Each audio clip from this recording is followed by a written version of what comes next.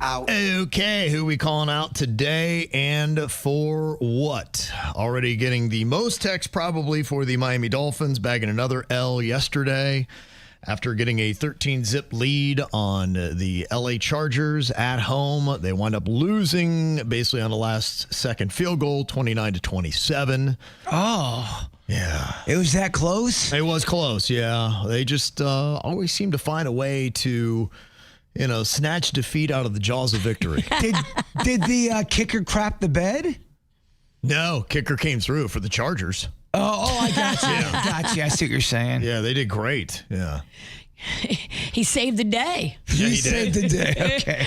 He did. And then afterwards, some people are kind of calling Tua out because he, a lot of times quarterbacks are supposed to be the leader of the team. They're supposed to call out people that are not really doing great. But then Tua himself had 3 picks yesterday, including as they tried to come back. Now, they did have, a few seconds left, and then Tua just threw a pick right away, and then that ended the game. So he had 3 picks yesterday, 1 touchdown. 1 touchdown to 3 interceptions, not the ratios you want. No. And also, too, he was going up against the quarterback that the Dolphins could have drafted instead of him. And so you had that comparison game going on. But this is what Tua had to say after the game yesterday. Well, I think it starts with the leadership in helping articulate that for the guys, and then what we're expecting out of the guys, right? Okay, so he basically had said that they were late to some team meetings and weren't really dialing it in. Coach Mike McDaniel downplayed the issue, saying that players have met his expectations. So he said Tua was just addressing a couple individuals. So I don't know. We'll see how far this failed experiment is going to continue on. Fans booed as the Dolphins left the stage yesterday at Hard Rock Stadium. That was not a good sight.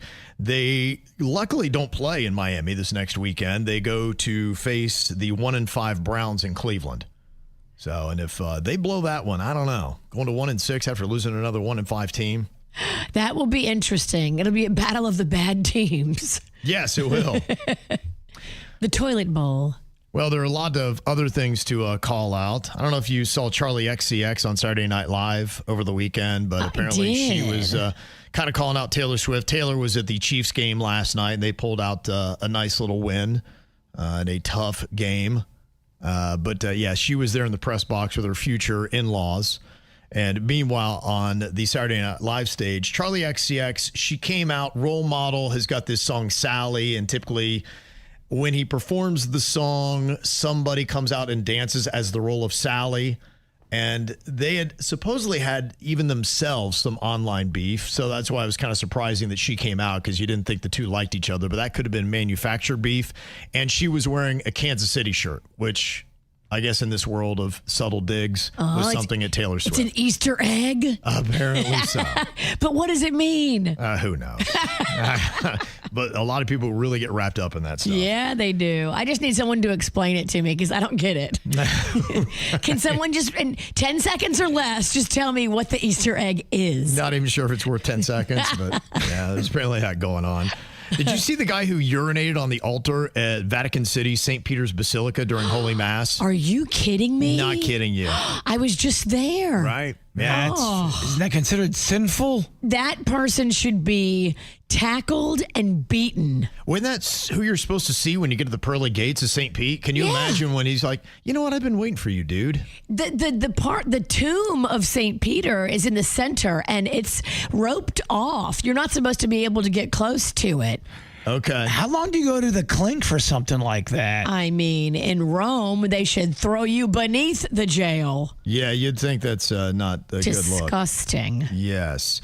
And then there was a 26-year-old man that's been charged with vandalizing the Eternal Flame at Martin Luther King Jr.'s burial site in Atlanta. Dude. Right. What is going on with people? Yeah, they really are doing just some heinous things. They are. It's like, what gets into your head? Like the guy that pulled Billie Eilish into the barrier at the Casey Center in Miami. Like, what are you thinking, man? Everybody's having a good time. They're being cool and trying to hang with their fans and high five you. And then you do something like that. You can see why they're standoffish. They're high on goofballs. They should have let the crowd take and spend about 3 minutes with that guy. Like, the crowd was pissed. Because there's some crowds, you do that to an artist, you will not walk ever. I mean, you're gonna be dead. Yeah. Imagine doing that at a, I don't know, Rancid concert. Sarah said, Kevin, I'm calling you out. Every time you are a responder in Do It Bitch, you start rattling off your answers before the timer begins every time. Oh, boy. Rigging. Yikes. Riggy fingers. Okay. All right. It's only because he's not busy over there. Well, when you push the buttons, I guess you get to rig them.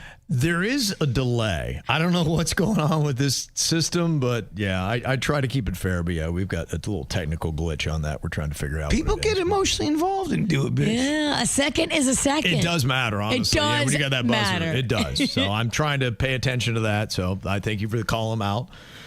Denny's is about to unload on one dude at Publix, and I think for good reason. He was backing out of a parking spot, and he was lucky enough to get a really close spot at a Publix, but he did find one disadvantage with getting that spot. You're closer to the store, but you're not close to one of those cart corrals, and he believes that you need to return your cart to the store. So he's got the up close spot, and he is starting to back out of the spot, and there's a guy who wants it.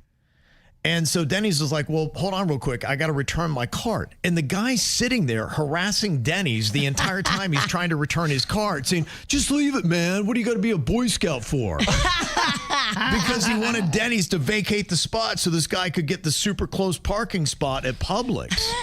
All that time, you could have parked in a different spot and already been in the produce section. And not every parking lot is very sharping cart.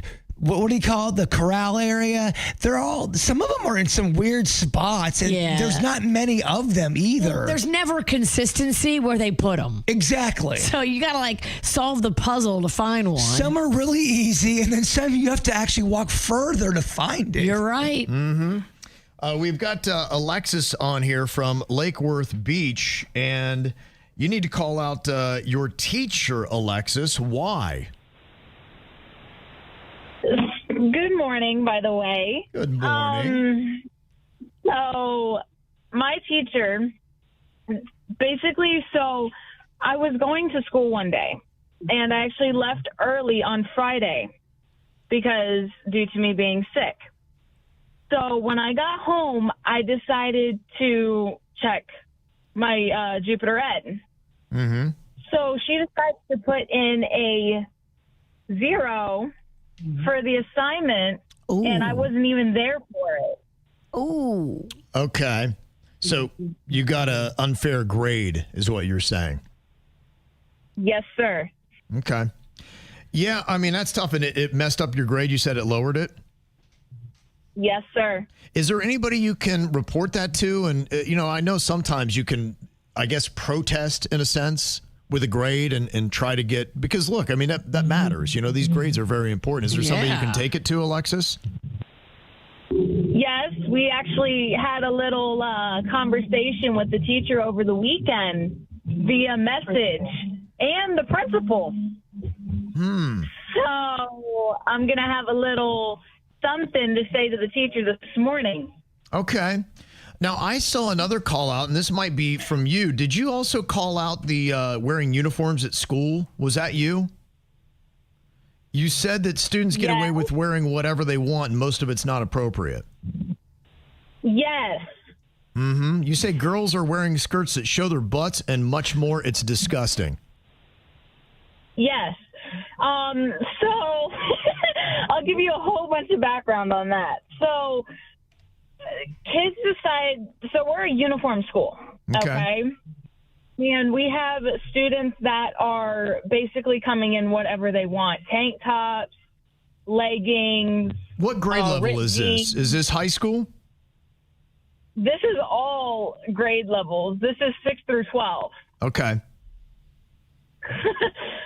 So we have 6 through 12 at our campus, and they decide to wear whatever they want, and they can get away with it.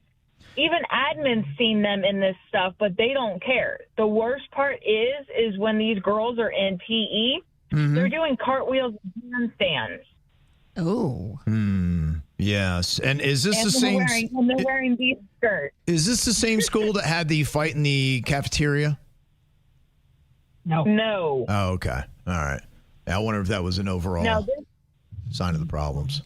Okay. That was definitely not my school.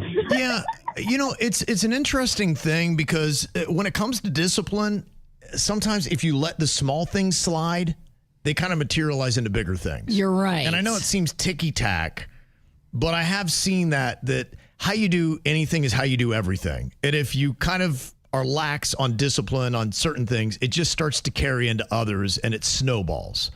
And then you wonder and you're like, well, you shouldn't worry about uniforms. Who cares? But maybe when you let a few things go and you're not policing that, then all of a sudden it's just chaos.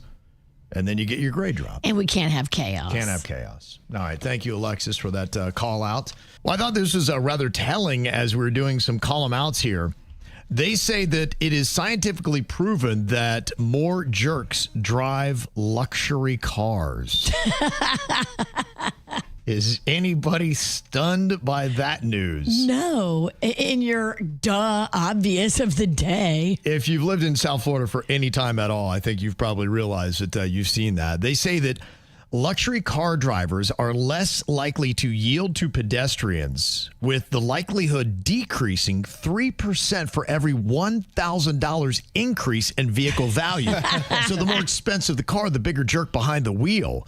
They say that luxury car owners had more negative traits, including low empathy and stubbornness. Wow. This is all part of a 15-year study that discovered that people with a dark triad in their personality, which combines psychopathy, narcissism, and Machiavellianism. Oh, boy, that's a lot. That it all accumulated with more wealth and status. And they say the psychological disconnection drives both wealth accumulation and reduced empathy. And they find that what happens is rather than turning people bad, wealth actually just amplifies who they already are. And those who are inclined toward compassion will give more of their wealth away, while those lacking empathy will exploit others and be that jerk that honks at you right as soon as the light turns green in their $200,000 car in Boca Raton.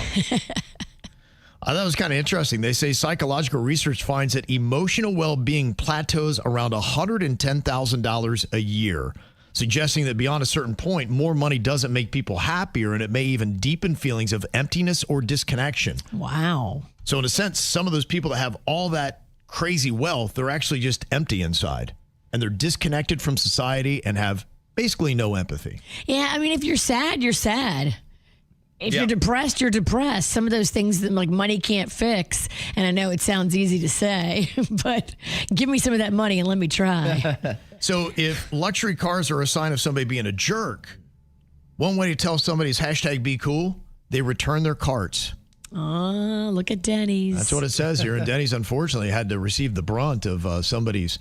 Was that person in a luxury car that was They were in a BMW.